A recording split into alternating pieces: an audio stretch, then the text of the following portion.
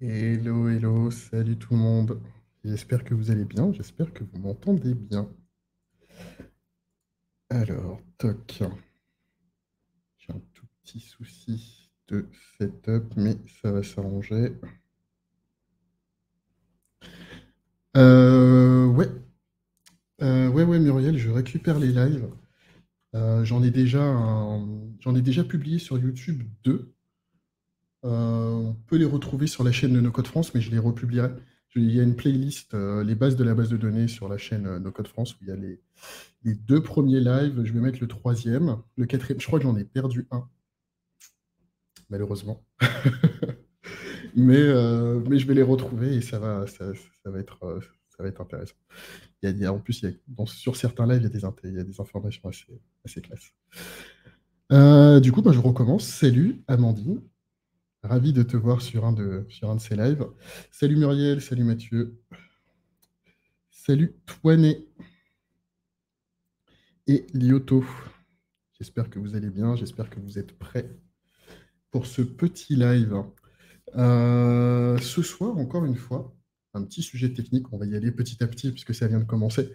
Mais petit sujet technique pour les adorateurs, on va dire, de Xano. On va parler du cash. Et je ne parle pas de l'argent, évidemment. Quand je dis le cash, on va parler en fait de, de l'une des étapes qui est obligatoire pour pouvoir atteindre le scale, en fait, hein, tout simplement. Comment on scale, c'est en ayant la possibilité de mettre des données en cache.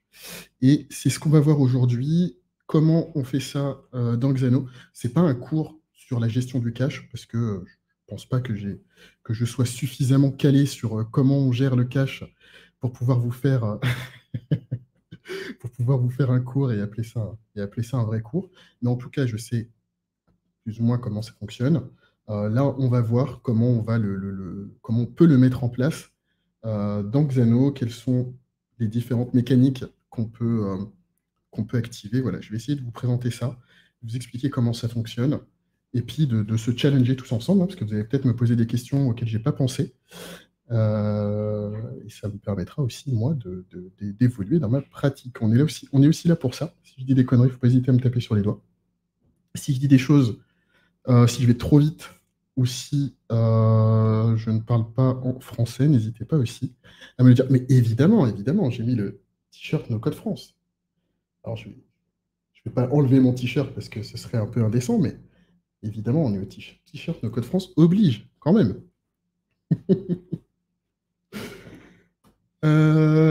Peut-être il faut commencer par une explication de ce que c'est le cache, parce qu'il y a peut-être des personnes ici qui ne savent pas ce que c'est. Et si c'est le cas, n'hésitez pas à lever la main et je veux vous faire une petite explication. Je vais essayer de faire. Alors, j'avais vu avec un copain à moi qui s'appelle ChatGPT et qui m'a fait une superbe mince, je perds mes mots, qui m'a fait une espèce de connexion entre un truc de la vraie vie et ce qu'est le cache. Et j'ai trouvé que c'était parfait. Pourquoi j'ai perdu ce mot? Je ne sais pas. Je l'avais tout à l'heure et je ne l'ai plus. Bref, alors, le cache, pour vous expliquer, on a le même pote. Ah, j'ai l'impression. Alors, attendez, qu'il y a un petit décalage. Non, ça va. Ouais, ouais, on a le même pote carrément, hein, et c'est un bon ami maintenant. Je le côtoie tous les jours, vraiment, je pense. Tous les jours, sans exception. On discute. Ouais, je pense qu'on est en train de tisser une vraie bonne relation. Et on peut vraiment compter sur lui ou sur elle, ça dépend. Des fois, c'est un lui, des fois, c'est un elle. Il est un peu non-genré. Et c'est ça qui est intéressant aussi. Salut. Alors, Mathieu Charlie, je ne sais pas si ton prénom est Mathieu ou Charlie. Ah oui, tu connais aussi Gepetto. Évidemment, on peut lui donner un petit nom. On peut lui donner un petit nom. J'en ai pas encore donné, mais ça peut être une bonne idée. Mathieu, très très bien. Salut Mathieu. Alors, donc, le cache. Et je vais vous le dire, hein, je vais être un peu bête et méchant. Ah, une analogie. En plus, il me le dit. Franchement, qu'est-ce qu'il est sympa, ChatGPT. Donc, le cache. Alors, imaginez que vous ayez une énorme bibliothèque chez vous et qu'à chaque fois que vous voulez lire un livre, vous devez vous lever, parcourir les étages, trouver le livre, revenir à votre chaise et lire ce livre. C'est un process qui est un peu long et ça prend du temps, et surtout si votre bibliothèque est super grande. Maintenant, imaginez que vous ayez une petite table à côté de votre chaise et où vous pouvez garder quelques-uns de vos livres préférés. Ce qui veut dire qu'à chaque fois que vous aurez envie de lire un livre, l'un de vos livres préférés, en tout cas, bah, vous aurez juste à tendre le bras, prendre ce livre et le lire. Plus de déplacement, pas besoin d'aller fouiller. Il est là, il est présent à portée de main. Donc évidemment, la bibliothèque, ça représente la base de données. La petite table, ça représente le cache, et donc l'accès rapide à l'information. Et le livre, bah, c'est la donnée qui est justement fréquemment utilisée. C'est votre livre préféré, ou en tout cas l'un de vos livres préférés, parce que vous pouvez en avoir plusieurs, évidemment. Et à chaque fois qu'en fait, vous allez prendre un livre et dire ce livre, c'est l'un de mes livres préférés, hop, et bien vous allez le mettre sur cette petite table, et il va être à disposition de manière plus rapide. Ma femme dirait que c'est mettre le bordel à la maison, et moi je dis que c'est ranger pour être plus efficace. Mais bon, chacun pense ce qu'il veut. Salut, salut Otakman. Trop bien. Et oui, c'est avec plaisir, c'est avec plaisir. Alors c'est du Xano un peu particulier, hein. Ça va être, si tu connais pas Xano, ça peut être un tout petit peu complexe, mais vous allez voir, c'est pas non plus, ça va pas être non plus trop technique. On va pas faire du code ou des choses extrêmement compliquées, mais bon, la notion de cache, c'est une notion qui est importante parce que je vais essayer de réexpliquer. L'explication de ChatGPT, c'était sympa, mais en fait, cette notion de cache, c'est vraiment une notion ultra importante quand vous voulez faire scaler une application, ou en tout cas améliorer les performances. On n'est pas obligé de parler de scale tout le temps, j'aime bien parce que c'est un peu un buzzword. Mais tiens, salut Prince. Heureux. J'espère que tu vas bien. C'est un peu un buzzword, le mot scale, mais concrètement, ça va vous permettre d'améliorer énormément les performances de vos endpoints. Pour vous donner un petit exemple, alors je vais vous partager. Alors, je ne sais pas comment j'ai partagé mon écran, donc tout va dépendre. Tout va dépendre de ça. Est-ce que je peux partager ça là? Incroyable, je peux le faire. Donc, j'avais fait un petit test. Oui, j'écris très très bien, ne vous moquez pas. C'est pas très sympa. Donc, j'avais fait un petit test où j'avais mis des données. J'avais fait un bet query all, hein. J'ai une requête classique qui me remontait. Alors, celle-ci, elle me remontait 64 000 enregistrements. Et celle-ci, je ne sais plus. Moins, mais pas 64 moins, mais combien, je ne sais plus.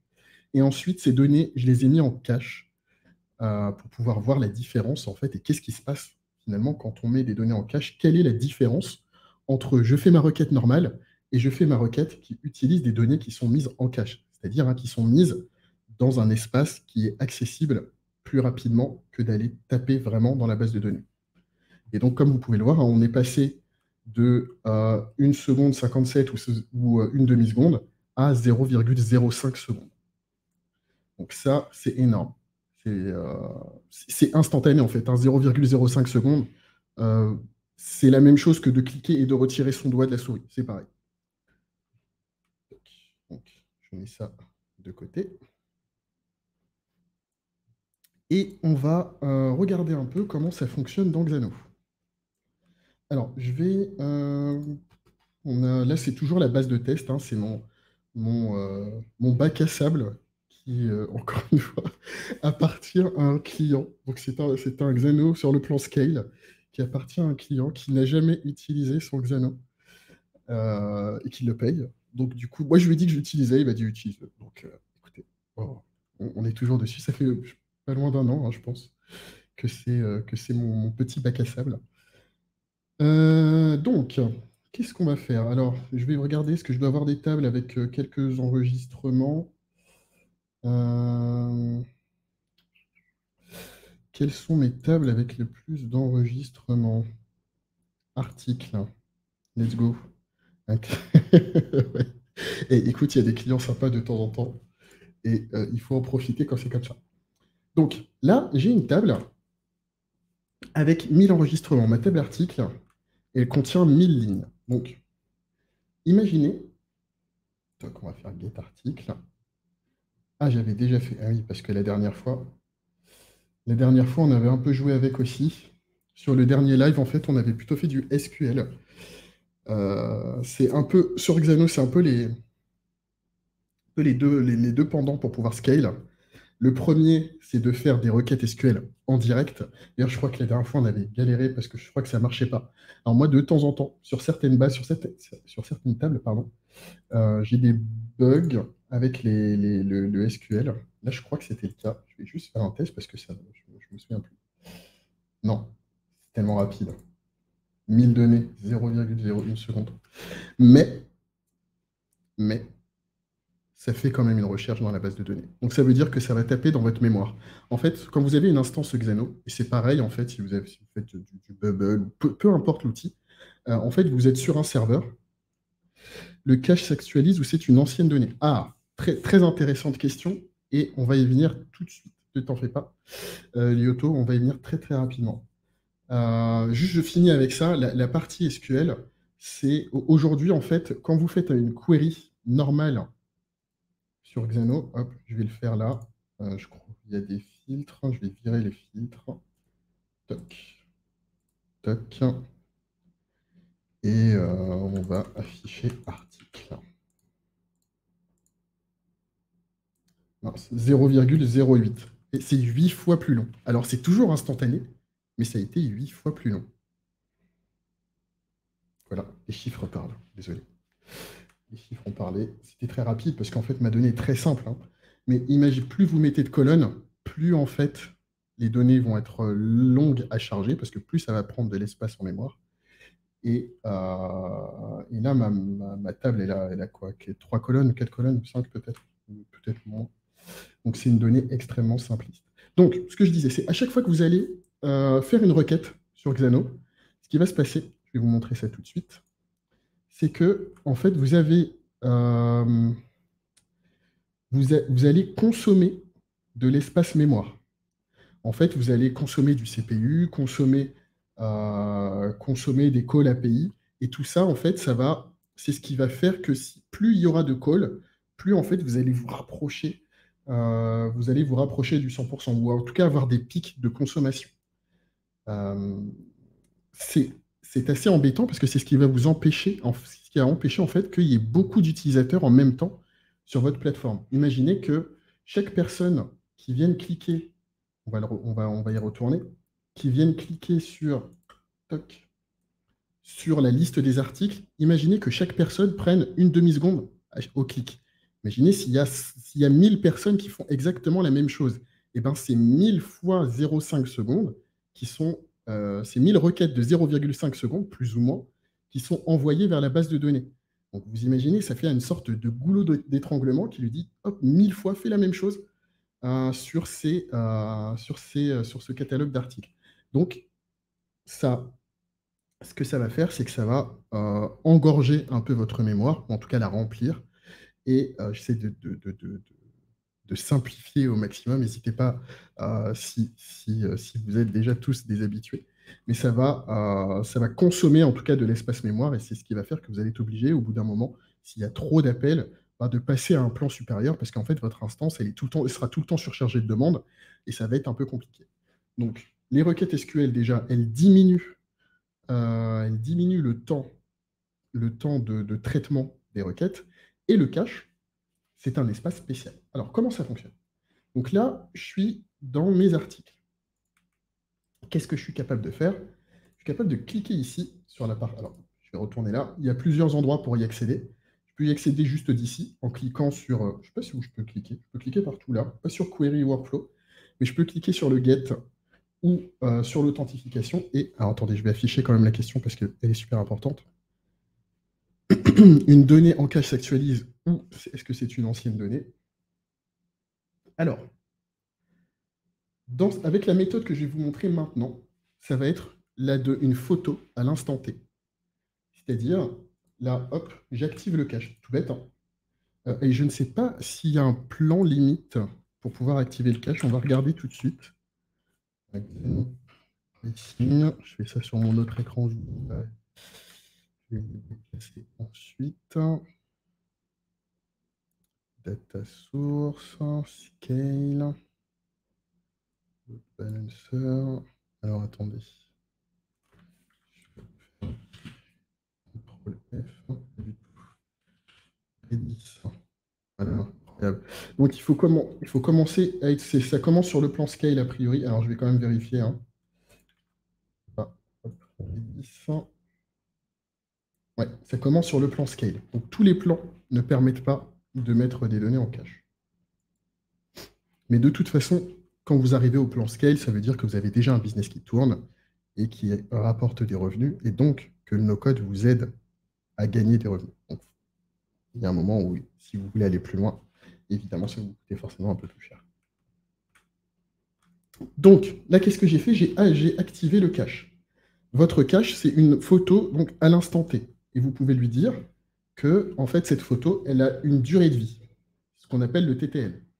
Le TTL, c'est la durée de vie de cette photo. C'est-à-dire, là, je prends ma photo, toc, mes données sont figées, et pendant 1 heure, toutes les personnes qui vont vouloir accéder à cette donnée vont aller taper dans le cache et vont avoir exactement la même donnée. C'est-à-dire, pour reprendre l'exemple de tout à l'heure avec la bibliothèque, c'est-à-dire que vous, votre livre préféré, c'est Alice au pays des merveilles. Vous prenez Alice au pays des merveilles et vous le mettez sur la petite table à côté du fauteuil, et donc toutes les personnes qui vont venir lire un livre vont prendre Alice au pays des merveilles, parce que c'est celui qui est là. Donc là, c'est un peu la même chose. Et toutes les heures, on va pouvoir faire une nouvelle photo et lui dire, en fait, là, cette photo, elle dure 1 heure. La première personne qui va cliquer à la fin de cette heure va faire une nouvelle photo. Et c'est cette nouvelle photo qui sera la photo pour tout le monde pendant la prochaine heure. Et donc ça, c'est la gestion du cache, on va dire, un peu basique. C'est la gestion du cache un peu basique. Mais on peut améliorer un petit peu. On peut améliorer ça un petit peu. C'est-à-dire que là, en fait, hop, ce que je viens de vous dire, c'est quand tout est sur nom ici, que je ne gère pas mon cache en fonction des en fonction des inputs, que je ne gère pas mon cache en fonction de qui est authentifié, que je ne gère pas mon cache en fonction de l'adresse IP qui fait la requête, et que je ne me tiens pas compte de quelle est la data source. Encore une fois, salut Didier, non, je n'avais pas vu que tu étais là. J'espère que tu vas bien. Que je ne tiens pas compte donc de ma data source. N'hésitez pas, si j'utilise des mots qui sont un peu compliqués, à me le dire ou à poser des questions. Même si vous avez des questions, on est là pour y répondre.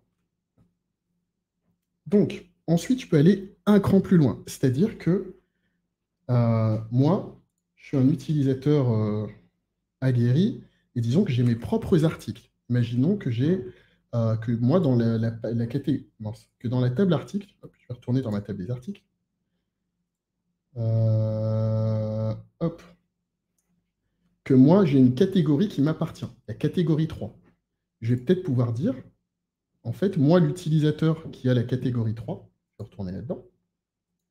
Je vais le réactiver si je ne clique pas à côté toutes les 2 secondes. Voilà. Et je vais peut-être pouvoir dire que, finalement, je veux que la photo de mon cache soit une photo pour un utilisateur spécifique. Et donc, qu'est-ce que je vais faire là? Je vais dire, à chaque fois que moi, Xavier, je vais aller chercher une donnée dans mes articles, et je vais retaper sur cette photo. Mais si, par exemple, toi, Lyoto, tu fais exactement la même requête, tu vas faire une photo, et c'est cette photo que tu vas réutiliser à chaque fois. Ce qu'on est en train de dire quand même, c'est que la première fois que que quelqu'un va cliquer sur cette donnée, il ne bénéficiera pas du cache. C'est-à-dire que vous créez le cache vous créez cet espace d'accès rapide au moment où vous cliquez pour la première fois dessus. Donc moi, la première fois que je vais aller chercher mes articles à moi, Xavier, je vais créer le cache. Donc ça va me prendre le temps normal de ma requête. La deuxième fois que je vais venir le consulter, là, je vais aller taper dans l'accès rapide et ça va être instantané. Hein. On a vu tout à l'heure sur les chiffres.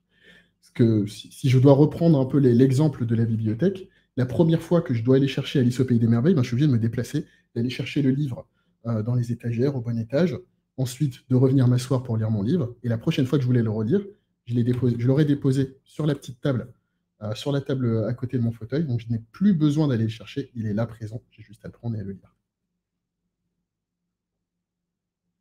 C'est comme le cache des navigateurs? Oui, c'est comme le cache des navigateurs. Sauf que c'est une technologie spécifique qui s'appelle Redis, dans le cas de Xano. Mais c'est un peu le même principe, sauf que la data, si je ne dis pas de bêtises, elle n'est pas stockée chez toi directement.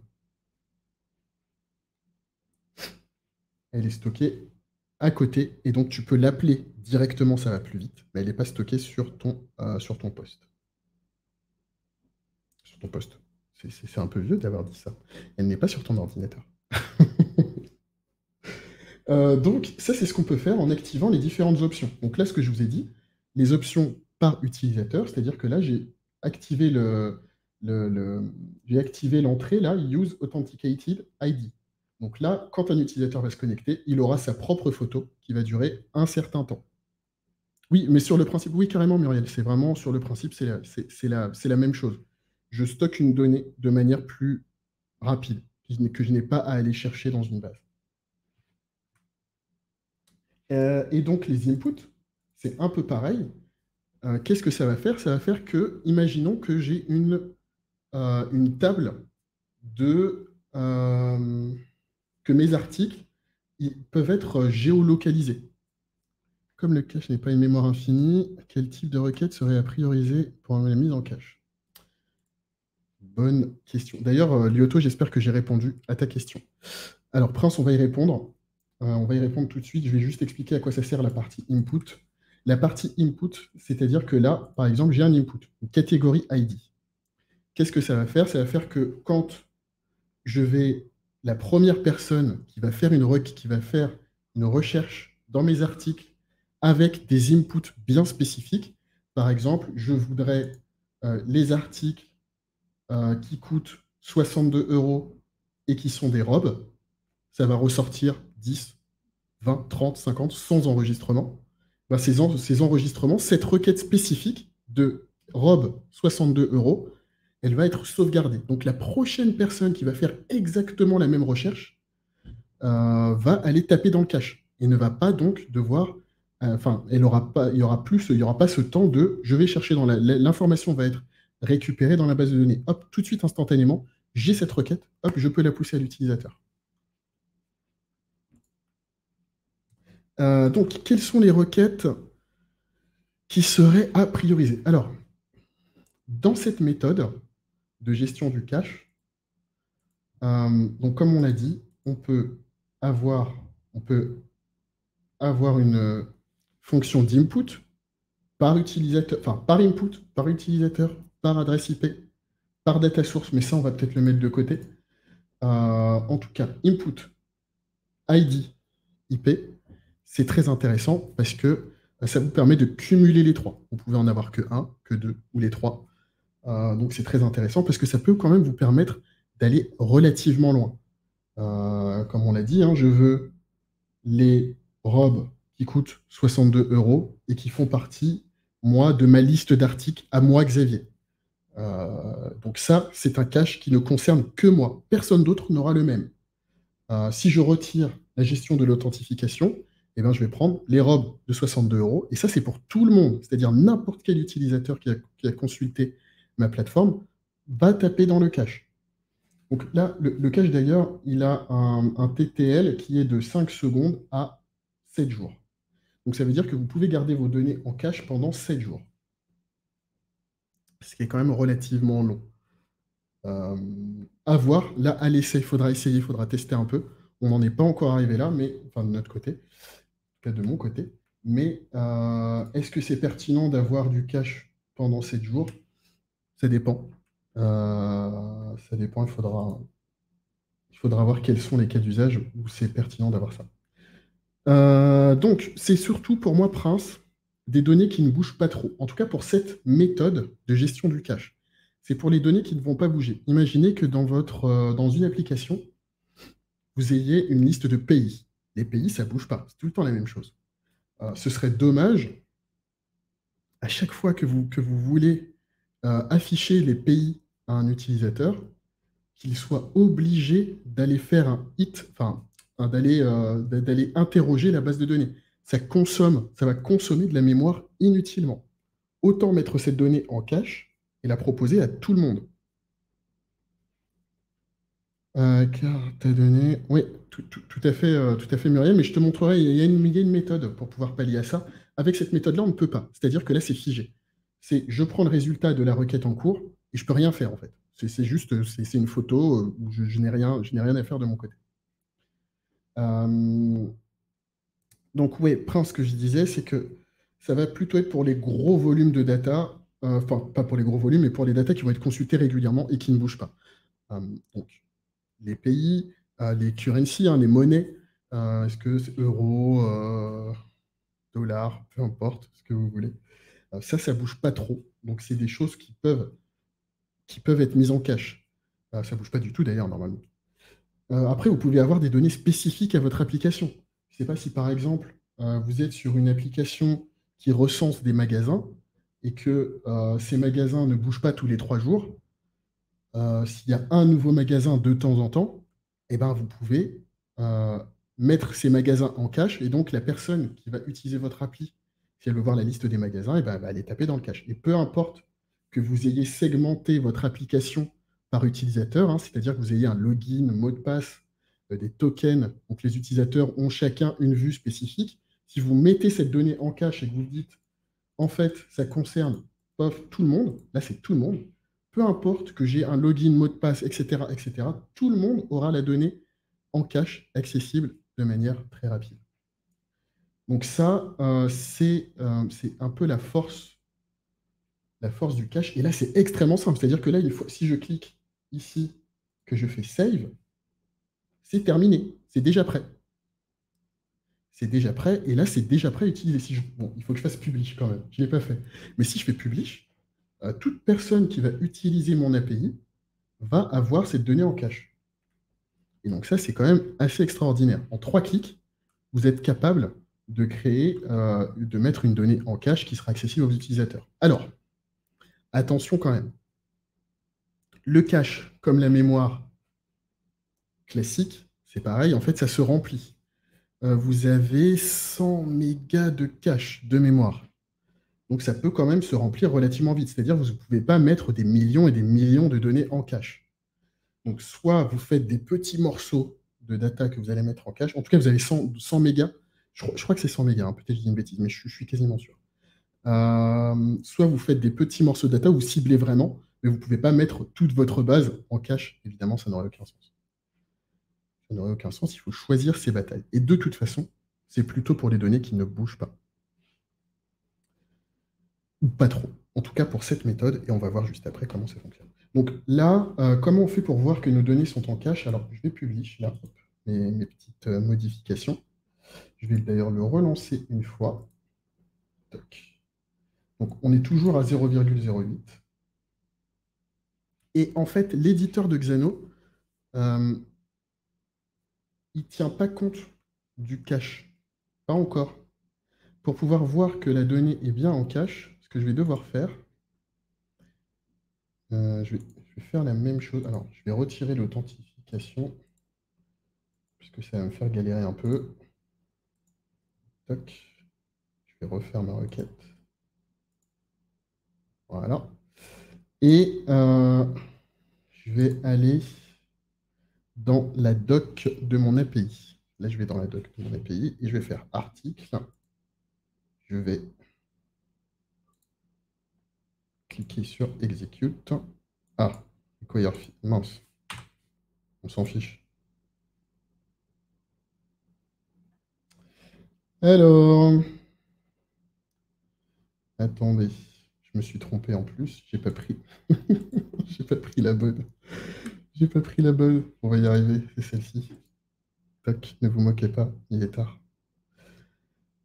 Execute. Voilà, donc là, il m'a chargé mes 1000 data. Bon, on ne pourra pas le voir là, mais il m'a chargé 1000 data. Donc là, ça n'a pas mis les données en cache. Donc là, c'est ce qu'on peut voir, query cache 0. C'est-à-dire que mes données ne sont pas encore stockées, n'ont pas été stockées. Au moment où j'ai lancé mon appel, les données n'étaient pas dans le cache. Là, je viens de construire ma photo. Donc, si je le relance, toc, vous voyez, c'est instantané. Ça même pas, il n'y a même pas eu de petit clignotement. Ça m'a affiché instantanément. Et là, il y a toujours 1000 données. Ah, il y a les 1000 data hein, qui sont toujours là. Hop. Et là, il me dit 1, c'est-à-dire que le cache est actif. Donc, la prochaine personne qui va venir taper sur mon API, eh bien, c'est pareil, ça va être instantané pour elle. Et là, ce qu'on peut voir, on retourne dans le endpoint et request history. Voilà. Quand je l'ai fait de manière normale, j'étais à 0,12 secondes. C'est pas mal. Mais là, avec la donnée en cache, je suis à 0,03. Alors, si je vais le relancer une fois. Toc. 0,03, c'est la même chose qu'instantané. Hein. 0,12 aussi, vous me direz. Mais parce que là, on n'a pas assez de données avec des gros volumes et beaucoup de colonnes. Mais quand on commence à avoir beaucoup de colonnes et bien plus de données, la différence, elle est vraiment énorme en fait. Ce n'est pas une petite différence. C'est vraiment, ça passe, c'est le jour et la nuit. Là, bon, évidemment, on a 1000 données et très très peu de colonnes. La différence, elle est minime, mais elle est quand même présente. C'est déjà divisé par 4, alors qu'on n'a pas fait grand-chose. On a fait 3 clics et on a déjà divisé par 4 le temps de réponse de notre API. Voilà, donc ça, c'était pour le premier exemple. D'ailleurs, si vous voulez, vous pouvez tester. Essayez de ne pas faire tomber mon endpoint. Et ah là là, Arnaud, peut-être raté. Toc. Voilà, si vous voulez tester, n'hésitez pas. Bon, ne cassez pas tout, hein. Attention. Comme ça, vous pourrez voir si c'est instantané pour vous aussi ou pas, et voir si je dis des bêtises. Alors, et j'espère que tu vas bien, Arnaud, quand même. Pourquoi utiliser le cache et non le local storage pour certaines datas? Alors, très bonne question. Moi, pour le coup, le local storage, donc, c'est sur la machine de la personne. Ça veut dire que malgré tout, on dépend quand même de la puissance de la machine de l'utilisateur. Imagine que l'utilisateur, il a un PC qui rame, il a des problèmes, ou qu'il a vidé son cache, tout simplement. En fait, tu perds un peu cette flexibilité. Enfin, oui, tu perds un peu de l'avantage. Tu peux perdre un peu de l'avantage de la fonctionnalité. Et oui, si jamais son PC rame et tout, ben, pareil, tu peux perdre un petit peu de vitesse parce que son PC il a du mal à aller chercher les datas. Et du coup, c'est pas aussi rapide que ça aurait dû l'être. Maintenant, avec le cache que tu as qui est externe, bah, c'est pas pareil en fait. C'est pas pareil. Tu ne dépends pas tu dépendras toujours quand même un petit peu de la puissance de la machine de l'utilisateur, mais beaucoup moins. Et si la personne change de PC, eh ben, elle garde toujours son cache en fait. C'est pas relié à son poste.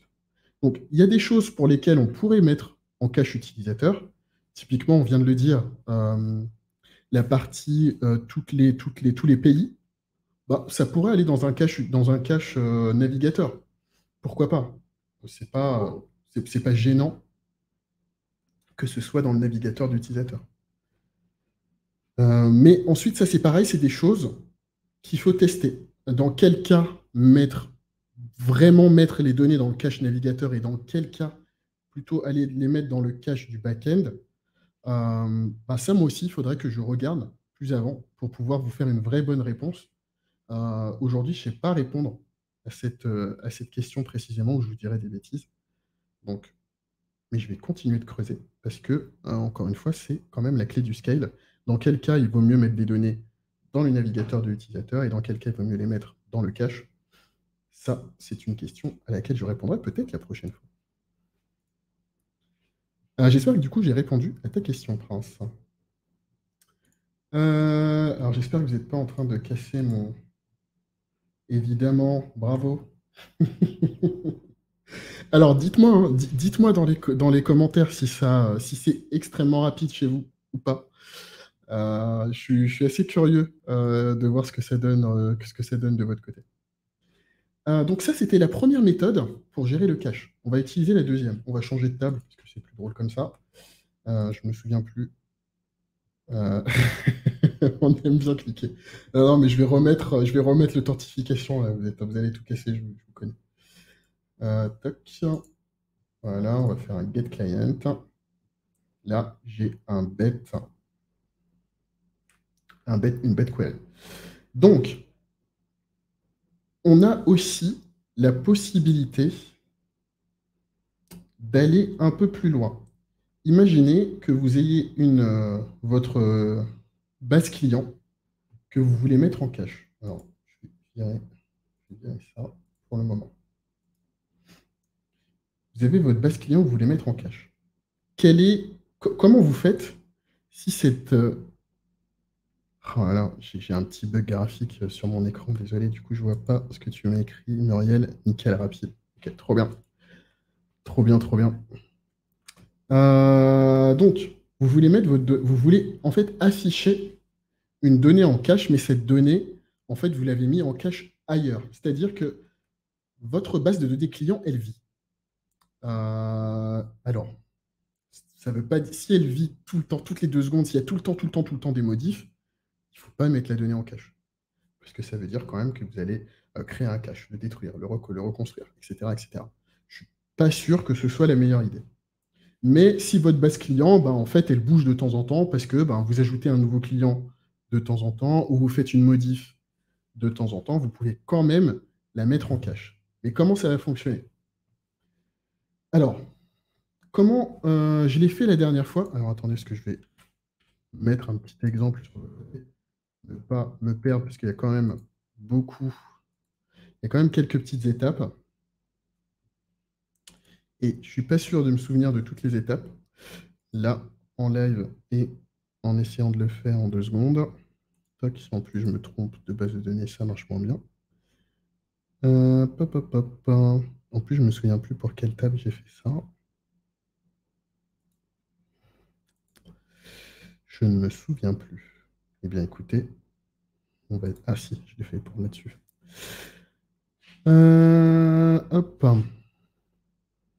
En fait, ce que je peux faire, c'est que je peux vous le montrer directement ici. Il n'y a pas de données. Mince. Si je fais n'importe quoi, ça ne va pas marcher. Il n'y a pas de données confidentielles. Donc, on va vous montrer ça direct. Alors, toc. Donc là, je l'ai masqué. Je vais le démasquer. Toc. Hop, je suis arrivé. Donc, qu'est-ce qu'on a fait ici? En fait, là, cette requête, qu'est-ce qu'elle me permet de faire? Elle me permet de mettre à jour des données dans une sorte de table de mapping, hein, de réconciliation de données.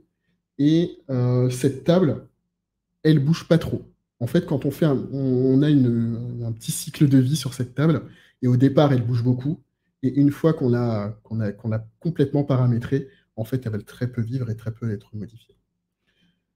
Donc, ce qu'on s'est dit, c'est qu'à chaque fois, quand on va en faire des modifs, quand on va faire une modif en fait de ce mapping, hein, de ce tableau de réconciliation, en fait, en post-process, je ne sais pas si vous connaissez tous la fonction post-process de Xano. Salut, salut Fix, j'espère que ça va bien. Ah, j'espère que ça va te plaire. Là, en plus, on est passé à la deuxième étape du cache. Mais là, celle-ci, c'est l'étape un peu la plus complexe. En tout cas, moi, c'est comme ça que je l'ai fait. Hier, si quelqu'un fait autrement ou une autre solution, d'ailleurs, n'hésitez pas, hein, n'hésitez pas à me le dire. Donc, je vous explique le process. J'arrive, j'ai mon mapping, je veux faire une modif dans mon mapping. Donc, je fais ma petite modif, ça fait la modification dans la base de données, et je veux reconstruire mon cache. Donc, j'ai un cache, en fait, de ce mapping. Donc, à chaque fois que quelqu'un va venir taper sur mon front, sur mon WeWeb, évidemment, va venir taper sur la table en question, eh bien, ça va venir du cache. Donc, c'est la donnée en cache qui va apparaître. Donc, c'est la donnée qui apparaît de manière instantanée. Quand quelqu'un va faire une modif, eh bien, ce cache, comme on l'a dit tout à l'heure, c'est une photo. C'est-à-dire que, hop, là, je fige les données de mon mapping, et si je reviens, si quelqu'un fait une modif et que je reviens sur ma table, eh ben, j'ai toujours la même chose, je ne vois pas la modification. Donc, qu'est-ce qu'il faut faire? Il faut reconstruire le cache avec la nouvelle donnée. Donc, comment on fait ça?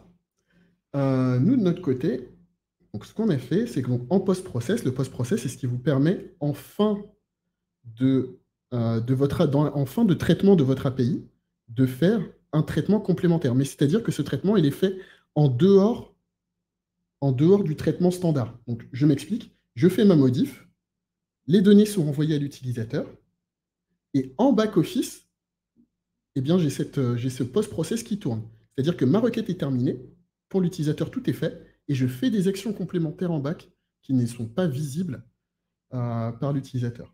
Donc là, je fais quoi? Je vais aller regarder. En fait, j'ai un cache auquel j'ai donné un nom, parce qu'on peut en fait nommer le cache pour pouvoir le retrouver. On a une sorte de bibliothèque de liste de cache. Donc là, qu'est-ce que je fais ici? As value for key. Donc je vais regarder si dans la table qui répertorie l'ensemble des données que j'ai mis en cache, est-ce que j'ai mis des données est-ce que j'ai des données dans cache mapping list et qui sont concaténées avec le workspace de l'utilisateur. Ça, c'est ce qu'on a dit tout à l'heure. C'est un peu mon filtre. Donc je vais dire quoi? Je vais dire que pour chaque utilisateur, chaque client, et un client peut contenir plusieurs utilisateurs, chaque utilisateur du client, par exemple 1, eh bien, il va voir le cache, le mapping en cache pour le client numéro 1. Tous ceux qui viennent pour le client numéro 2, donc si j'ai 10 utilisateurs dans le client numéro 2, ils ne vont voir que le mapping pour le client numéro 2. Donc, ça me permet encore de segmenter mes données et donc d'avoir des données un peu protégées. Je ne veux pas que tout le monde voit le mapping de tout le monde. Et d'ailleurs, chacun a un mapping différent. Donc là, je vais vérifier, est-ce que j'ai une donnée dans le cache pour ce client? Si c'est le cas, eh bien, je vais supprimer la donnée qui est en cache. Je vais refaire ma requête qui va construire la donnée que je veux voir, mais que je veux mettre en cache. Et hop, je recrée mon cache. Je le recrée. Donc là, c'est ça le cache set. C'est je crée mon cache et dans ce cache, je lui donne la valeur de ma requête. Donc, hop, je recrée mon cache avec le même nom, l'ID de mon client, la data que je vais pousser et un TTL de 3600 secondes. C'est en secondes.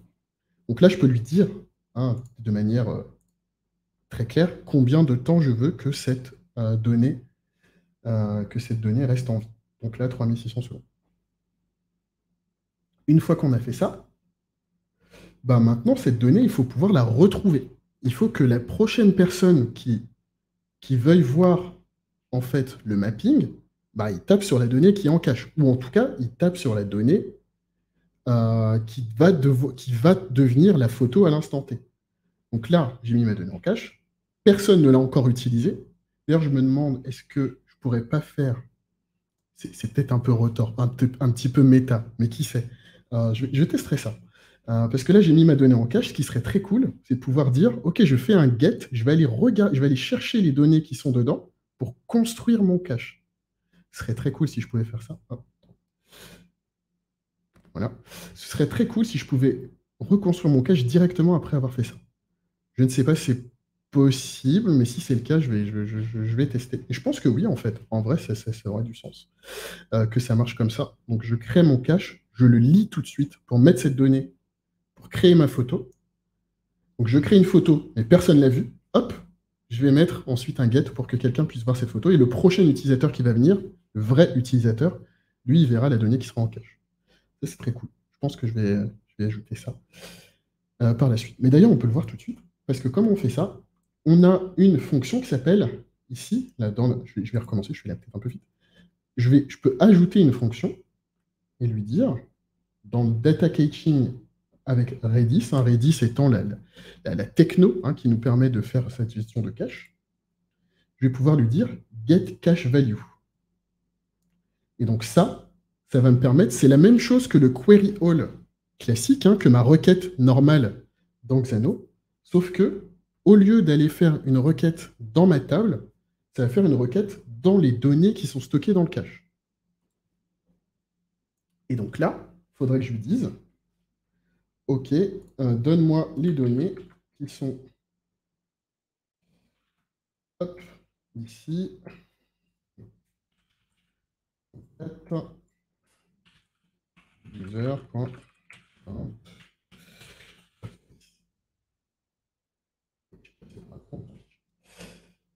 Et on s'en fiche.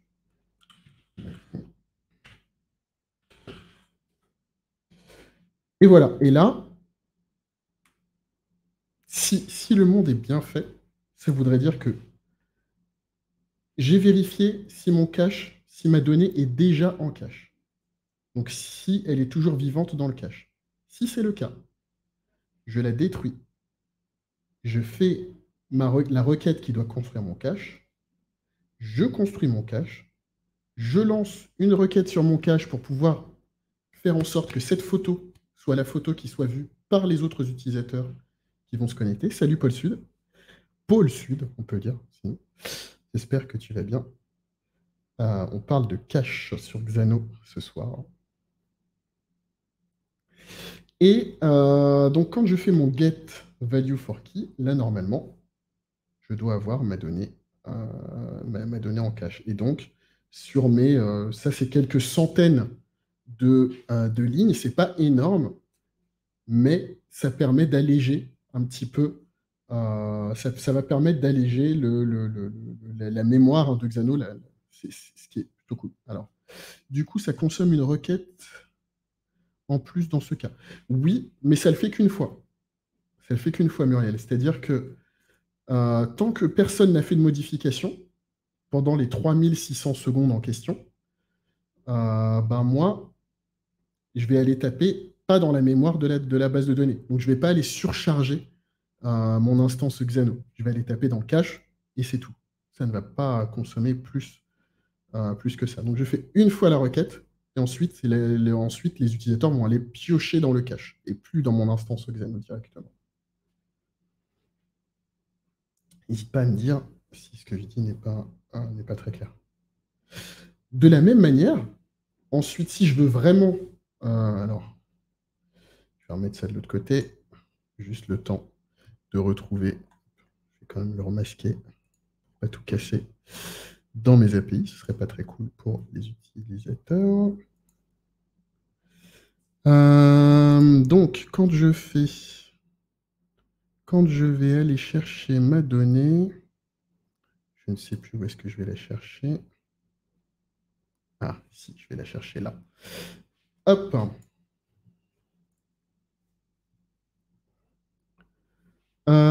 Alors, donc, mince, à chaque fois j'oublie que j'ai cette fonctionnalité. En cache, on peut mettre une centaine de lignes. Alors, tu peux mettre des milliers, peut-être des dizaines de milliers de lignes. Tu as 100 mégas de cache dans ton plan scale classique. Tu peux demander à l'augmenter. Je n'ai pas regardé combien ça coûte de l'augmenter, puisque je n'en suis pas encore arrivé au stade où je dois me poser la question d'agrandir le cache. Mais en tout cas, tu peux mettre plusieurs milliers de lignes, plusieurs centaines de milliers de lignes, dizaines en tout cas, milliers de lignes dans ton cache. Et évidemment, tu peux faire des requêtes spécifiques. Donc, tu peux dire, cette requête qui contient 100 lignes, ok, j'ai une requête qui contient 100 lignes, une autre qui en contient 1000, une autre qui en contient 10 000, une autre qui en contient 10, peu importe, je n'en sais rien.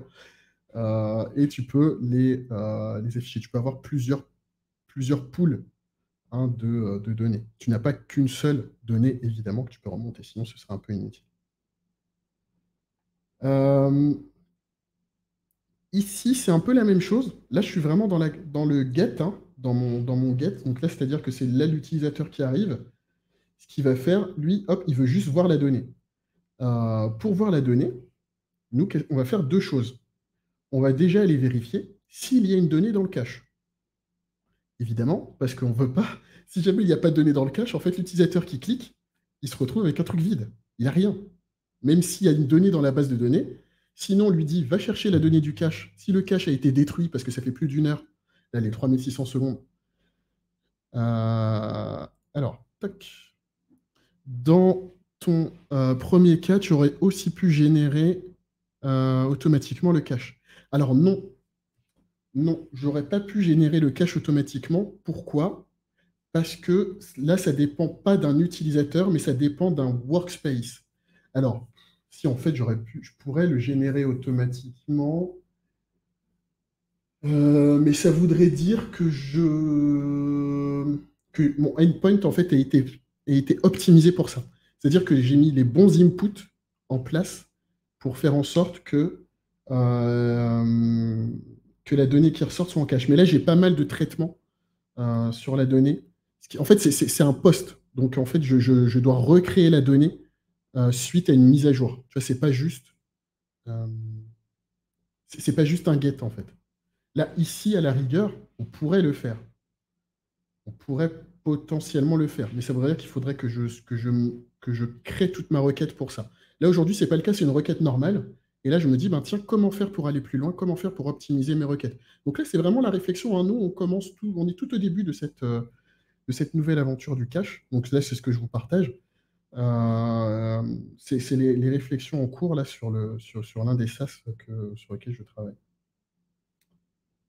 Donc pour le get, comment est-ce qu'on fait du coup? On va vérifier, est-ce que j'ai une donnée présente en cache? Enfin, pour cache mapping list, hein, on en revient à ce qu'on disait tout à l'heure. Si j'ai une donnée en cache, alors je fais juste un get, hein, c'est ce qu'on a fait encore une fois tout à l'heure. On a fait un get pour pouvoir aller lire les données. C'est la même chose que le retour d'une query, hein. Donc je fais mon get, je le récupère. Si ce n'est pas le cas, qu'est-ce que je fais? Je fais ma query normale. Je fais mon query all comme si je n'avais pas de données dans le cache, comme si je n'avais pas de cache du tout.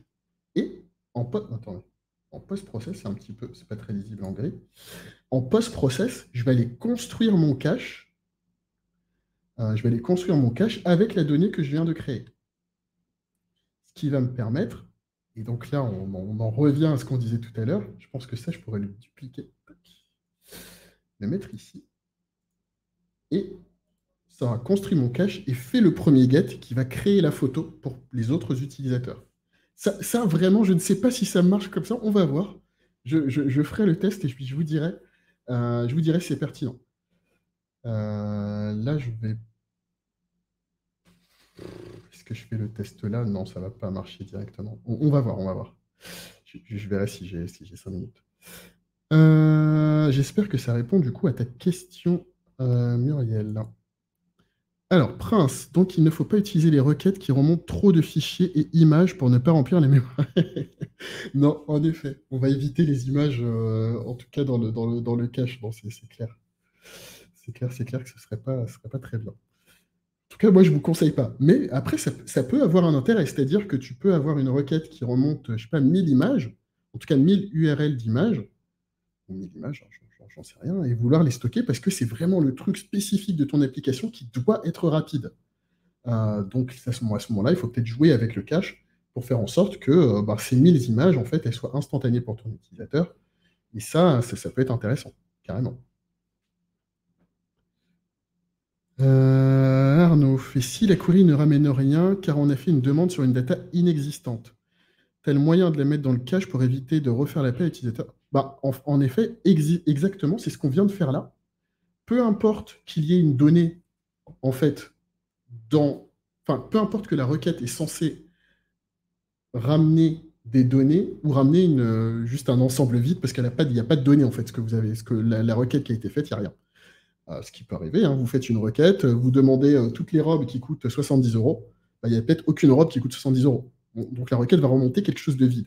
Et bien là, on va lui remonter quand même quelque chose de vide, parce que je me dis, Si j'ai une donnée, si je n'ai pas de données en cache, je vais aller faire ma requête classique. Ça, c'est ma requête classique. Et cette requête classique, si elle ne me remonte rien, bah, je vais quand même la renvoyer à l'utilisateur en disant, bah, tiens, voilà, c'est vide, mais c'est ce que tu as demandé. Et je vais quand même mettre ça en cache en lui disant, bah, tiens, ta requête vide, je la mets en cache. Alors, en vrai, je pourrais quand même dire que si le retour est vide, je ne fais pas de cache. Euh, Pourquoi pas? Parce qu'en fait, c'est vrai que ça m'évite de créer un espace de cache inutile. Bon, c'est à débattre, mais en vrai, c'est possible. C'est possible. Je pourrais mettre ce post-process dans une condition et je pourrais dire, on peut le faire là. Oups, j'ai cliqué au mauvais endroit. Je pourrais lui dire, je fais une condition et je dis si le retour de ma requête, toc, si le retour de ma requête est supérieur à 0, alors je fais quelque chose. Si le retour de ma requête est supérieur à 0, c'est-à-dire si j'ai quelque chose, hop, je fais cette action en post-process, donc c'est-à-dire en dehors de la requête de l'utilisateur. L'utilisateur, il fait sa requête, ça lui renvoie rien, et en back-office, après l'exécution de la requête et après avoir renvoyé la donnée à l'utilisateur, je vais regarder, je vais me dire, tiens, est-ce que je fais ça ou pas? D'ailleurs, en fait, j'ai dit n'importe quoi, parce que ce qui serait bien de faire, c'est pas ça, c'est plutôt ça. De faire ça en post-process, ce serait plus intelligent. Voilà. Et de me mettre comme ça, ce serait mieux. Tiens, d'ailleurs, j'ai pas sauvegardé, du coup, il m'a pas gardé mon truc. Supérieur à 0. Je fasse toute l'action en post-process, sinon ça n'a pas d'intérêt. Voilà. Et donc là, j'ai construit ma requête qui remonte rien. Si jamais elle remonte quelque chose, eh bien, je mets ça dans le cache. Si elle remonte rien, en fait, je ne mets pas dans le cache et je laisse l'utilisateur cliquer comme un bourrin. Alors, en effet, c'est moins bien parce que ça va peut-être monter ça va peut-être. Bah, ça consomme, en fait. Hein, il y a une consommation là derrière. Mais ça m'évite de créer un espace de cache inutile pour une donnée vide. Bon, c'est à débattre. Pourquoi pas? En tout cas, là, c'est créé et ça veut dire que là, on fait ce test-là. Alors, parce que les gens s'acharnent sur les requêtes qui sont vides, comme dans ton exemple. Oui, c'est sûr. Il y a des utilisateurs qui sont un peu têtus. Et que quand c'est vide, en fait, ils recliquent plein de fois pour être sûr. En fait, il faudrait leur dire, c'est vide, arrête d'appuyer. Un petit message d'erreur comme ça peut être intéressant. Donc voilà. Donc si je récapitule un peu ce qu'on a dit, si je récapitule, tu lui mets un message pour dire que c'est exactement, exactement. Tu es un boulet. Ou comme dans la pub, la pauvre tâche, tu sais, on le prend en photo avec sa caméra s'il a pas mis son de truc pour empêcher, on le prend en photo et on met pauvre tâche. Et voilà. Et on lui envoie un petit gif animé avec l'intelligence artificielle. Ça peut être très cool. En tout cas, ça peut être très cool pour celui qui a développé le truc. Donc, si on récapitule, on a deux méthodes pour gérer le cache. Une méthode extrêmement simple qui prend franchement 15 secondes à paramétrer, à tout casser quand on sait ce qu'on veut faire, évidemment. C'est je clique. Ah oui, je ne vous ai pas montré où est-ce qu'on peut cliquer. Donc, soit on peut cliquer ici, donc sur Public Endpoint, enfin sur le type de endpoint. Est-ce que c'est un endpoint qui nécessite une authentification ou pas? Bon, là, j'ai le cache, mais normalement, je ne l'ai pas. Ici, je peux cliquer sur le get ou je peux aller dans Settings. Dans Settings, c'est pareil, ça m'ouvre le même menu à chaque fois. Hop. Et alors, en temps normal, voilà à quoi ça ressemble. Là, j'ai mon endpoint normal. Ce endpoint, je peux lui dire, du coup, hop, Settings, je veux activer le cache. J'active. Je peux lui dire, je veux que le cache soit disponible pendant X temps. Ça va de 5 secondes à 7 jours. Ce cache, je peux le paramétrer avec plusieurs datas. Avec, ah mince, comme j'ai enlevé l'authentification, je suis bête en plus, voilà. Donc ce cache, je peux le je peux faire des filtres sur mon cache pour éviter que toutes les données apparaissent tout le temps. Donc, je peux filtrer par input, c'est-à-dire faire du vrai filtre, dire je veux afficher toutes les robes, hop, je mets les robes en cache. Je veux afficher tous les jeans, hop, je mets tous les jeans en cache. Je veux afficher tous les blazers, hop, j'affiche tous les blazers en cache. Enfin, je mets ça en cache. Je peux ensuite dire, je ne veux voir que les articles qui sont liés à l'utilisateur authentifié. Moi, Xavier, j'arrive sur la plateforme, je clique sur liste des articles, et bien, je vais voir que les articles qui me sont propres. Enfin, pardon, que la requête. Oui, si, que les articles qui me sont propres. En tout cas, que la requête que moi j'ai lancée. Je peux faire la même chose par adresse IP et par data source, mais ça, c'est pas très important. Et je peux cumuler les trois. C'est-à-dire, je peux avoir une requête qui va montrer les jeans pour Xavier à telle adresse IP.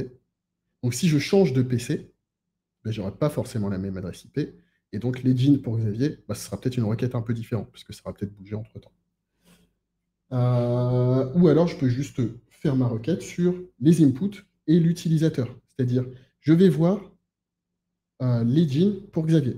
Et donc, si c'est Arnaud ou Muriel qui se connectent, la donnée qui sera en cache sera différente de la mienne. En tout cas, la donnée qui sera en cache et visible pour eux sera différente de la mienne.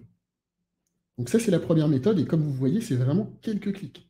Là, hop, je veux prendre en compte les inputs et je veux prendre en compte l'authentification. Je clique sur Yes, c'est terminé, j'ai fini. Je peux mettre mes datas en cache. Et on a vu tout à l'heure, on a fait un exemple. Tout le monde s'est amusé à taper dans ma base de données. Et d'ailleurs, je vais aller vérifier si vous n'êtes pas en train d'essayer de tout cacher. Non, ça va, vous êtes un peu sympa. C'est cool. Merci beaucoup. Merci beaucoup. Mais on a vu dans mon Swagger que ma donnée était bien en cache et que donc toutes les personnes qui tapent sur mon URL, eh bien, tapent dans mon cache. Deuxième méthode,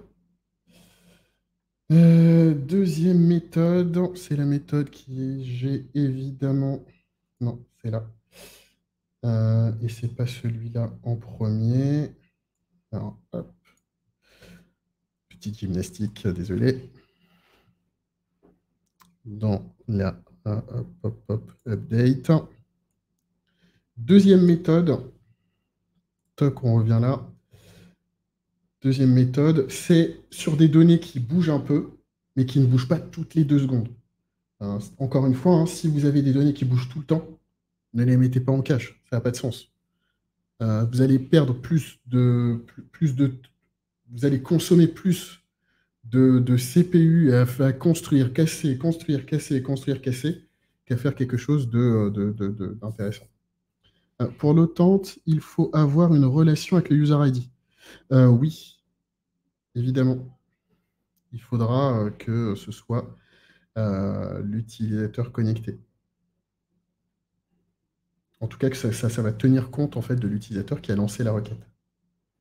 Donc, si toi, par exemple, tu as l'ID 10, tu lances la requête, eh bien, quand toi, ID 10, tu vas revenir, tu auras la requête que toi, tu as lancée. Si l'ID 8 vient, il aura la requête que lui a lancée et pas la tienne. Hop, je mets quand même ta question ici pour que ce soit visible pour tout le monde. Donc, deuxième méthode, plus compliquée. J'ai des données qui bougent un peu. Par exemple, une liste de clients. Là, dans mon exemple, c'est un vrai exemple, c'est un exemple de mapping. Ça bouge de temps en temps. Donc, quand ça bouge, quand il y a une mise à jour de mon mapping, qu'est-ce que je fais? Je vais aller vérifier si le mapping en question pour mon client, en fait, j'ai des clients qui ont des utilisateurs, et moi, je veux que mon mapping, il soit au niveau du client, pas au niveau de chaque utilisateur. C'est-à-dire que si j'ai un client qui s'appelle, je dis n'importe quoi, un client Sephora, s'il y a 10 utilisateurs chez Sephora, les 10 doivent avoir la même chose en cache. Si ensuite j'ai un client qui s'appelle la Fnac, eh bien la Fnac, tous les utilisateurs de la Fnac vont voir les data en cache de la Fnac et pas ceux de Sephora. Donc, c'est ce que je fais là. Je vais regarder mon cache que j'ai appelé cache mapping list, auquel j'ajoute l'identifiant de mon client. Ensuite, si cette donnée est déjà en cache, qu'est-ce que je fais? Bah, je la détruis puisqu'elle n'est plus vraie au moment où j'ai fait ma modif. Je refais ma requête qui va me permettre de faire mon filtre, qui va me permettre en fait de remplir mon cache. Donc ça, c'est ma requête. Hop. Et je mets les données, je reconstruis un espace de cache. C'est-à-dire que je reconstruis ma petite table, pour reprendre notre exemple de la bibliothèque, hein, je reconstruis ma petite table juste à côté de mon fauteuil qui me permet d'aller choper mon livre plus rapidement. Je reconstruis ma table avec mon livre Alice au pays des merveilles que je n'ai pas encore mis dessus. J'ai juste créé la table. Là, hop, je lui dis, tiens, le livre, c'est Alice au pays des merveilles. Donc, je pose mon livre Alice au pays des merveilles sur la table. Et ce qui fait que la prochaine personne qui va s'asseoir sur le fauteuil, hop, il pourra prendre le livre en direct et ce sera instantané. Il n'aura pas besoin de se lever, d'aller dans la bibliothèque, de chercher, etc. Ce qu'on a déjà dit. Donc ça, c'est le début de la méthode. C'est-à-dire que j'ai ma data qui a bougé, je construis ou casse et reconstruis ma donnée de cache, puis dans mon get, je vais aller lui dire si, pareil, est-ce que j'ai une donnée qui est disponible dans mon cache pour mon client, etc. Là, mon client Sephora. Oui, j'ai une donnée, alors je l'affiche. Voilà, je fais mon get. Sinon, je fais une query normale, c'est-à-dire que je ne vais pas bénéficier de l'accès rapide à la donnée, mais comme je suis sympa, je vais construire cet accès rapide pour les suivants. Donc, je crée mon espace de cache, je recrée ma petite table, et je lui dis, ça c'est ce qui reste à vérifier, parce que ça, on ne l'a pas encore vérifié, mais je lui dis, tiens, c'est Alice au pays des merveilles. Est-ce que je peux, là, on essaie de faire un truc un peu méta, c'est-à-dire, je construis mon cache, et je lui fais une query tout de suite. En lui faisant cette query, bah, normalement, je vais créer mon cache direct. C'est-à-dire que la prochaine vraie personne qui va aller taper dans cette donnée, elle devrait voir la donnée en cache directement. Bon, on va voir. Je ne sais pas si c'est aussi rapide. Est-ce que c'est aussi rapide ou pas? Ou est-ce que peut-être il faudrait rajouter un petit délai, je ne sais pas, d'une seconde ou deux, le temps qui crée l'espace en cache.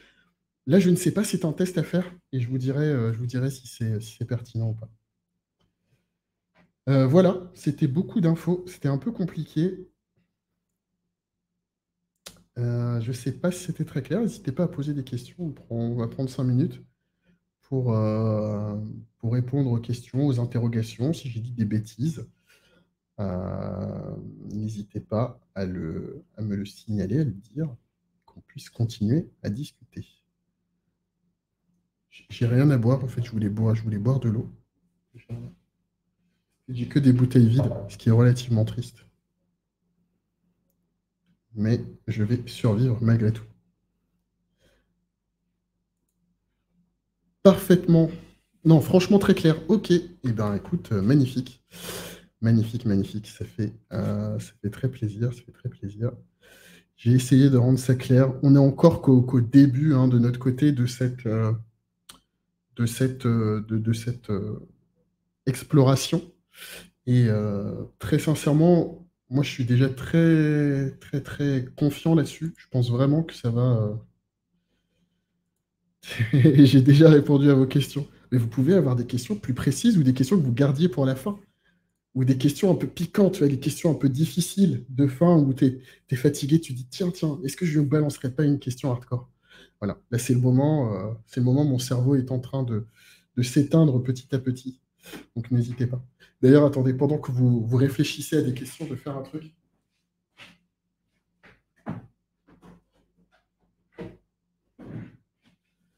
Toc, très rapidement, bientôt, je vais encore agrémenter mon setup d'un petit no-code qui va se trouver au fond là-bas.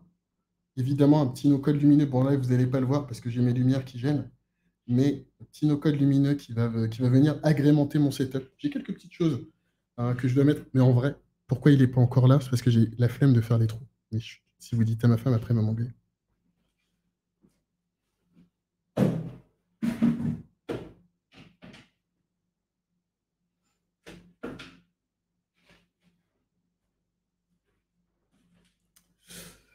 Voilà. Alors, regardez, vous aviez plein de trucs à dire.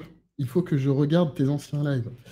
Pas du tout, j'ai cliqué sur le mauvais. Hop.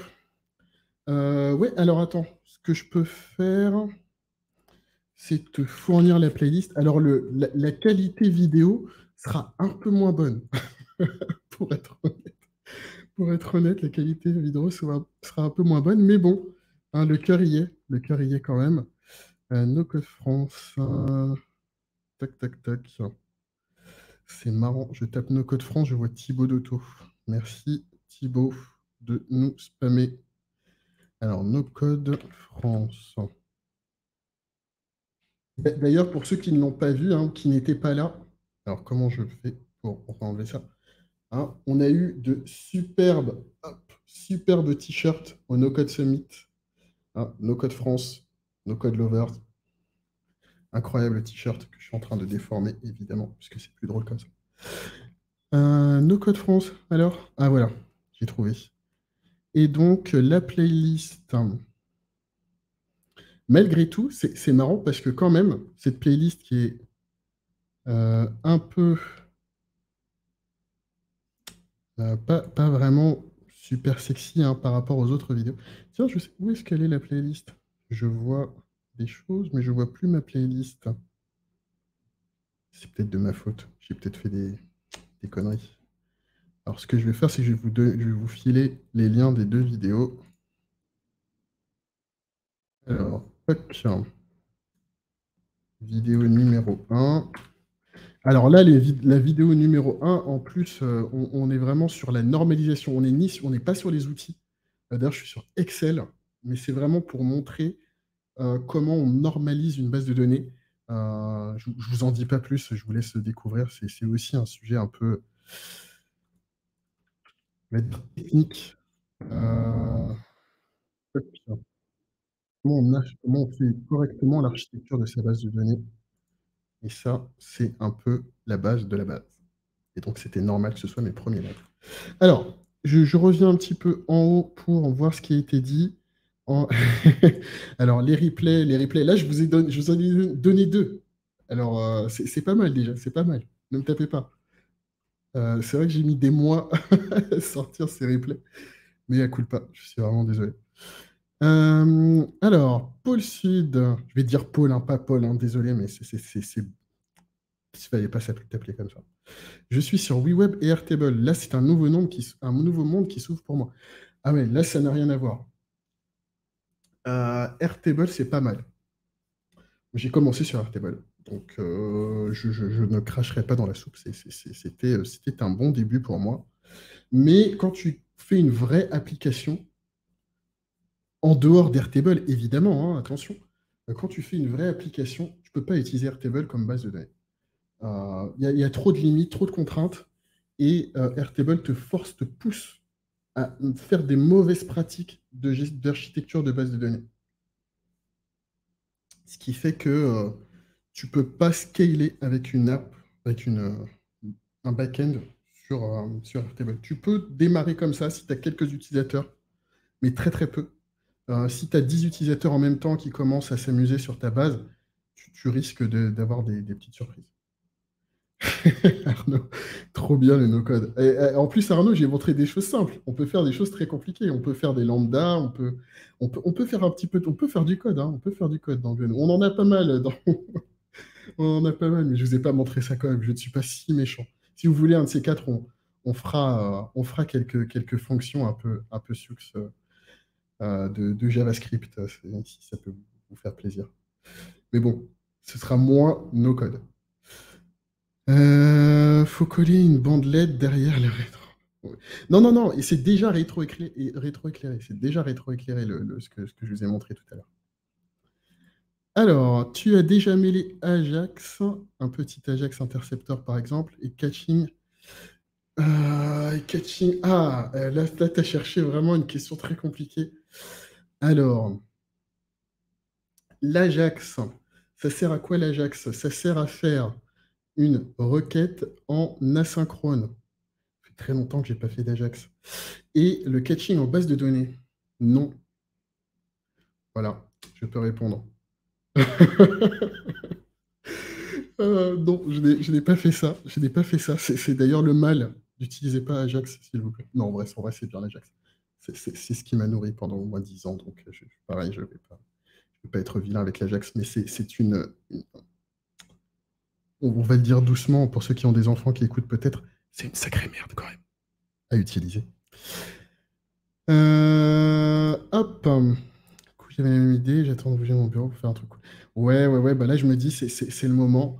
Tu vois, j'ai mon petit setup avec mes lumières qui sont juste à côté de moi. Je sais pas si je peux vous les montrer sans tout casser. Hop. Voilà, j'ai mes petites lumières. Bon, vous voyez, j'ai mon petit PC de gamer aussi à côté, hein. Énorme PC, c'est une bête, c'est un monstre. Et j'ai mes petites LED, hop, sur le côté, voilà. Vous voyez mon setup. Et j'ai deux lumières, une de chaque côté. J'ai pas encore de lumière derrière, je ne suis pas assez riche pour m'acheter une backlight, hein, comme on l'appelle. Mais ça arrivera un jour. Du coup, c'est un cache par endpoint. Est-ce que c'est un... En vrai, tu pourrais avoir plusieurs caches. Alors, oui et non. En fait, je suis en train de dire presque une bêtise. Concrètement, selon comment tu as paramétré ton cache, hein, si c'est ce qu'on a vu tout à l'heure avec les articles, là, tu peux avoir un cache par utilisateur. C'est-à-dire que chaque utilisateur, il lance la requête, il a sa propre requête qu'il va réutiliser à chaque fois. Donc, c'est finalement un cache par user. Donc, ça, c'est une première chose. Et ouais, non, je dirais oui. Après, je ne sais pas si c'est pertinent. J'ai du mal encore à réfléchir, à me dire que il y a un cas dans lequel je peux créer plusieurs espaces de cache. Mais pourquoi pas? Ce serait possible en vrai. J'ai des requêtes dans lesquelles je fais plusieurs retours, par exemple. Est-ce que ce serait pas pertinent d'avoir pour chacun des retours une requête en cache? Possible. Possible, possible. Alors, merci pour les ressources. Possible, je sais bien, mais c'est pas moi qui choisis, je suis salarié. Ah, non, mais après, je ne te juge pas. Je ne te juge pas. Airtable, c'est vraiment bien. Et si en vrai, tu t'as dit quoi que tu as dit tout à l'heure, tu utilises WeWeb et Airtable. En fait, il y a une vraie problématique de limite avec les endpoints. Et ça ça peut vraiment gêner. En fait, tu peux te retrouver avec ton entreprise qui te dit finalement le no-code c'est pourri. Parce qu'en fait, ils essaient, je sais pas, je sais pas, imaginons que tu as 20 personnes avec toi dans l'équipe, ces 20 personnes veulent faire une requête en même temps, et ben en fait, tu fais cracher ton truc. C'est sûr. Tu peux pas faire 20 requêtes en même temps, c'est impossible. Sur Airtable. Euh, Voilà. Donc j'espère que, en tout cas, tu t'en sors avec Airtable. Et si c'est pour une plus petite équipe, en effet, ça peut être suffisant pour faire quelque chose d'intéressant. Encore une fois, Airtable, c'est très bien si tu n'as pas trop de données, pas trop d'utilisateurs. Ben, franchement, fonce parce que évidemment, ça fait gagner du temps. Et tu n'as pas toutes ces problématiques dont on est en train de parler là, de cache, de gestion de la mémoire, etc., etc. Tu auras moins ces problèmes. En vrai, si tu les auras, mais ça veut dire que tu aurais mis des données en cache dans ton navigateur, c'est ce que disait tout à l'heure Muriel. Donc ça, c'est une autre histoire. On pourra peut-être faire un live qui montre comment on fait ça dans WeWeb. C'est vrai que je fais beaucoup de Xano, très peu de WeWeb dans les lives. Parce que je fais des trucs moches hein, sur WeWeb, hein, faut pas se leurrer. Chez nous, là, c'est pas moi qui fait les choses jolies. Moi, je fais les choses qui sont optimisées. Mais je fais pas du joli. C'est pas moi. Je sais pas faire. Alors, je sais pas si c'est possible et quelle utilité. Donc, tu peux. Faudrait que j'essaie de moi-même de mêler CacheDB et Ajax. Ne fais pas ça. Te fais pas du mal, Mathieu. Ce serait dommage. Ce serait dommage. Ce serait dommage. Surtout si en plus après tu as un front bubble. Eh bien, écoute, bonne nuit Muriel, et d'ailleurs, bonne nuit à tous, puisque... ah, petite mep, mais qu'est-ce que tu fais à 22h? Quelle idée? Quelle idée? Vous ne faites pas une mep à 22h, sauf quand on est d'astreinte, sinon c'est interdit. En tout cas, merci d'avoir été là. On a eu un petit pic à 25, je crois. Incroyable. Surtout avant vendredi. Tu cumules toutes les erreurs, là. Je suis pas très fier de toi, Arnaud. Je suis pas très fier de toi. Mais bon, on choisit pas toujours ce qu'on fait. En tout cas, merci d'avoir suivi ce live qui a été quand même un peu technique. On était finalement en moyenne, on va dire une quinzaine. Pour des lives de ce type, ça fait plaisir parce qu'on n'est pas sur des sujets un peu mainstream. Donc voilà. Ah, encore une question. Moi, je veux aller dormir aussi. Alors Mathieu, en parlant de Airtable, gros sujet dont tu pourrais parler dans un prochain live, comment passer de Airtable à Xano alors que les opérationnels restent sur Airtable? Ah oui, très très intéressant ça. Incroyable. Séance jeux vidéo. Ah, c'est une bonne idée ça, Prince. Je vais réfléchir. Ouais, Mathieu, c'est une excellente idée.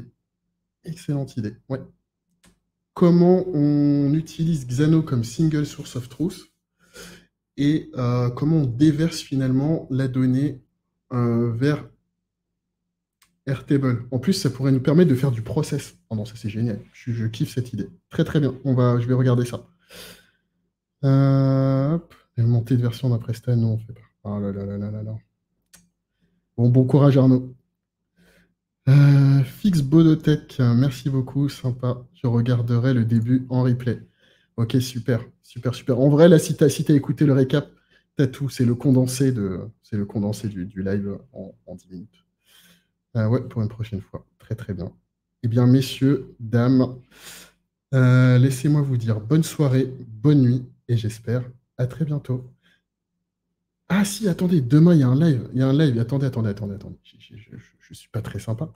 Demain, il y a quelqu'un qui débute. Alors, je ne faut pas que je mange son nom. C'est à 13 h et c'est Emmanuel Gutmann qui fait un premier live autour de Notion. Donc, n'hésitez pas à venir lui donner de la force parce que c'est son tout premier live. Ce serait vraiment très cool de votre part. Donc voilà, j'espère que vous allez faire ça. Ce sera vraiment sympa. Et lui poser plein de questions et lui donner un peu de force, ce serait cool. En attendant, donc je vous dis à demain, 13 h. Et n'hésitez pas à me contacter sur LinkedIn, sur Slack, pour discuter, pour me troller. Si vous avez des questions sur Xano, sur WeWeb, peu importe. J'essaie de répondre à tout. Allez, à bientôt et bonne nuit. Bye.